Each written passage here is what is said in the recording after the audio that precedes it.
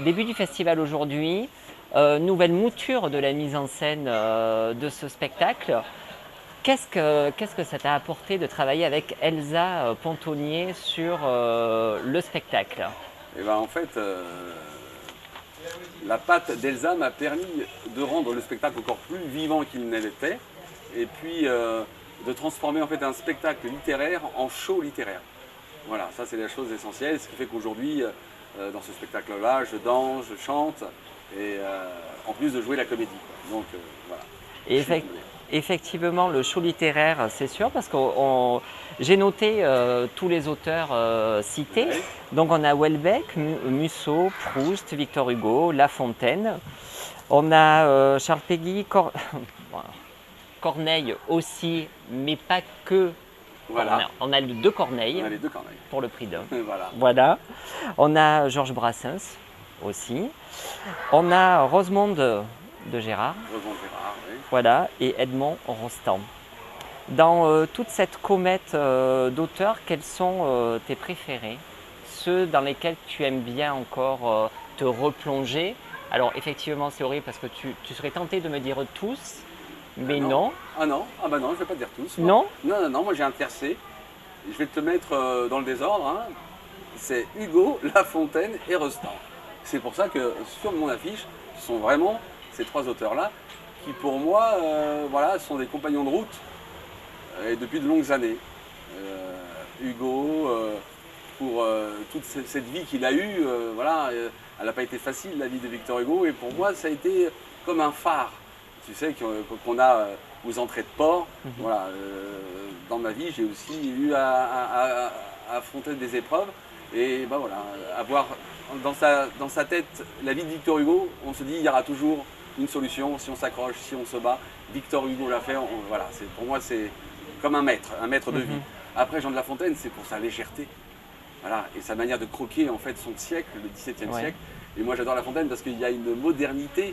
Quand moi aujourd'hui je parle du loup et le chien, et je dis que c'est le texte préféré de mon fils, quand mon fils était venu voir les premières moutures du spectacle, quand à la fin je lui demandais quel est le texte qu'il adorait, il me dit le loup et le chien. Alors que mon fils me dise, alors qu'il y a du Hugo, du Rostand, que son texte préféré c'est un texte du XVIIe siècle, ça montre toute la modernité de La Fontaine.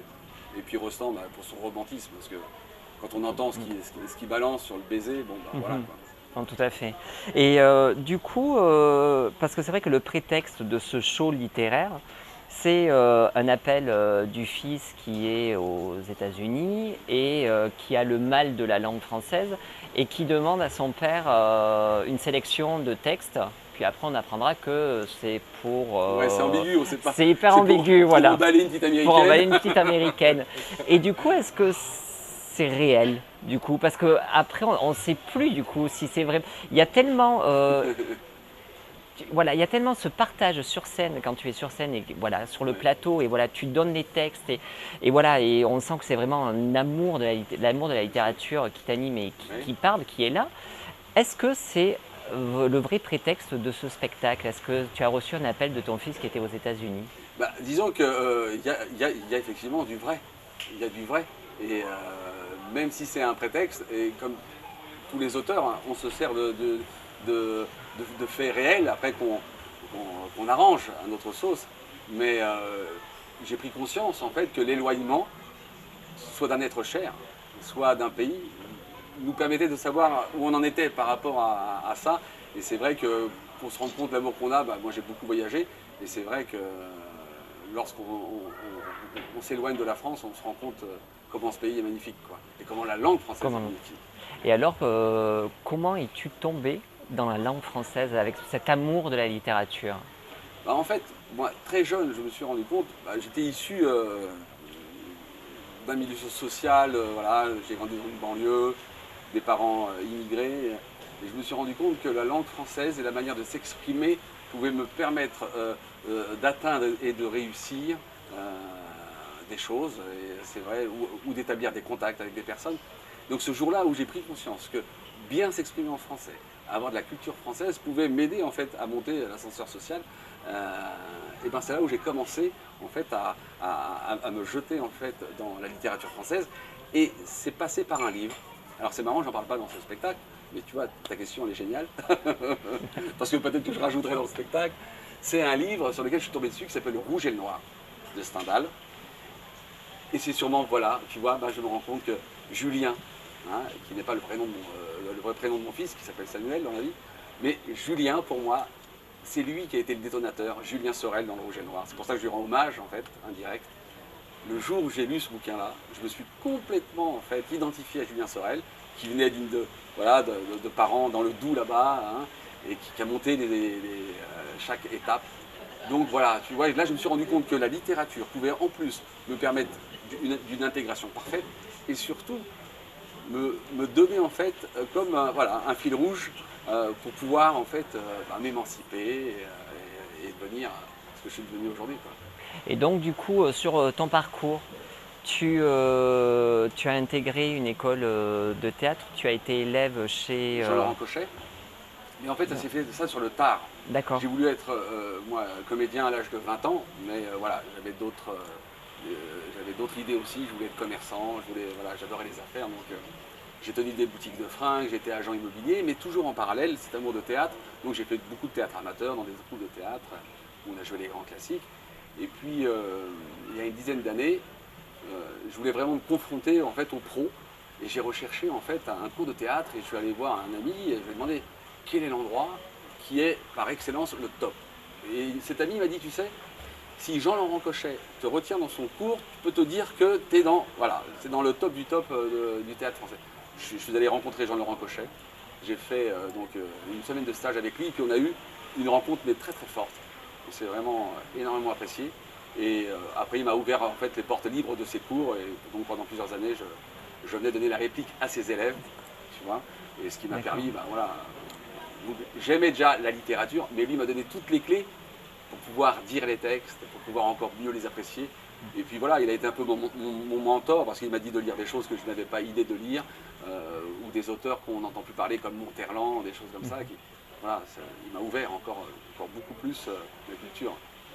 Et c'est vrai que dans les gourmandises, on sent cet amour de la littérature que tu as. Pour moi, c'est un spectacle qui est sur le partage. Tu finis avec le texte où il est question de s'enivrer. Oui, c'est Charles Baudelaire qui a écrit ce texte magnifique. Qui est magnifique. Et ça ne donne qu'une envie, justement, c'est de se plonger dans les textes, de relire. Est-ce que tu as conscience de ça quand tu finis ton spectacle, que le public peut repartir avec cette idée en tête de se replonger dans la littérature qui est proche de lui, mais en même temps tellement éloignée? Oui, voilà. Et plus je joue, plus je me rends compte que c'était un effet secondaire en fait de ce spectacle-là. Parce qu'au départ, c'était mon amour de la littérature. Et vu que je pense être quelqu'un de généreux, à chaque fois que je fais quelque chose, j'adore associer le maximum de gens. Parce que, à une époque, je disais, ça c'est comme le plus beau des gâteaux, si je le mange tout seul, n'aura pas la même saveur que si je le partage avec des gens. Donc, ce spectacle, c'est ça.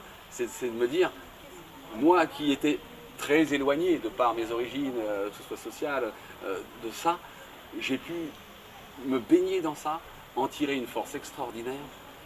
Et que c'était accessible à tout le monde. À l'époque, j'étais d'une petite banlieue, j'avais pas un livre chez moi, mon père est d'analphabète en plus. Donc, et j'ai pu facilement aller dans une bibliothèque et avoir accès à toute cette littérature. Et quand je vois comment ça m'a renforcé, je me dis mais c'est possible, tout le monde peut le faire, c'est accessible à tous. Et en ça, je suis content d'être à Avignon parce que Jean Vilar, les Gérard Philippe, lorsqu'ils sont venus à Avignon, ils allaient où faire leur spectacle? Dans les usines. Et voilà, ils amenaient les grands auteurs aux usines, quoi. Et moi, j'ai un peu, ce serait mon rêve aujourd'hui, c'est de refaire ça. Et amener Victor Hugo, La Fontaine et Rostand dans les usines. Parce que ça a été fait, il faudrait qu'on le refasse. Et ne pas laisser ces auteurs-là que pour l'élite. Non, ce sont des auteurs populaires. À la mort de Victor Hugo, 2 millions de personnes à l'Arc de Triomphe. C'était tout le peuple de Paris qui était venu. 2 millions. 2 millions, oui. 2 millions, c'est énorme. Donc ce sont des textes qui s'adressent à tous. Et ça, c'était Jean-Laurent Cochet qui me disait, avant de se mettre à bosser un texte, il faut absolument savoir qui était cette personne qui a écrit le texte. C'est important. C'est quoi sa vie? Qu'est-ce qu'elle mangeait? c'était quoi ses défauts, ses vices, pour les rendre, parce que c'est le pont qui va nous permettre en fait d'avoir accès réellement aux propos. Aux propos, oui. Aux propos. Et pourquoi aujourd'hui j'aime bien saupoudrer un peu de faits un peu people, parce que voilà, ça les rend humains. Et parce que ça les rend humains, et ben là on va se dire, ah bah d'accord, donc je vais avoir une écoute. C'est plus le Victor Hugo qui est sur une statue, un piédestal, et que déjà rien qu'on dit le mot, les gens ils disent, oh un mot pauvre. Non, non, non, c'est Victor Hugo qui adorait les femmes, c'était un bon vivant. Il a eu des drames, il a perdu sa fille, il a eu une autre fille qui est devenue folle. Ça ne l'a pas empêché de vivre. Parce que la vie, c'est ça. Parce que si on n'a pas de problème, c'est qu'on est mort. Donc, c'est aussi pour moi un spectacle initiatique. Voilà, j'ai pas 20 ans, j'ai vécu. Et c'est aussi partager aux gens qui viennent me voir que la vie, ça vaut le coup d'être vécu. Et que dans des textes, il y a des médicaments, voilà, au lieu de prendre des fois un efferalgan, on va dire ce que je faisais même à une époque, voilà, je me balançais un petit restant comme ça, puis je prenais du recul par rapport à une situation. Voilà. Tout à fait. Et c'est la force de la littérature, pour moi comme des compagnons de route, quoi. C'est un spectacle en fait à plusieurs niveaux de lecture. Tout à fait, oui. Et donc c'est un spectacle qui est à découvrir tous les jours à 13h25 au Théâtre de l'Observance jusqu'au 22. Pas de relâche? Non, le marathon. Le marathon, mais en tout cas, c'est un super beau marathon et qui donne vraiment envie de dévorer tous ces livres. Bien, merci, parce que c'était vraiment un de mes buts, c'était effectivement permettre à des gens qui n'avaient pas l'habitude d'y aller. Comme tout à l'heure, tu as dit qu'effectivement, pour certains érudits, ça pouvait paraître un peu basique, mais c'est pas un spectacle pour les érudits. Moi, je veux écrire comme Victor Hugo La Fontaine pour le peuple d'où je viens. Voilà. Ah ben, merci beaucoup en tout cas. Merci. Merci.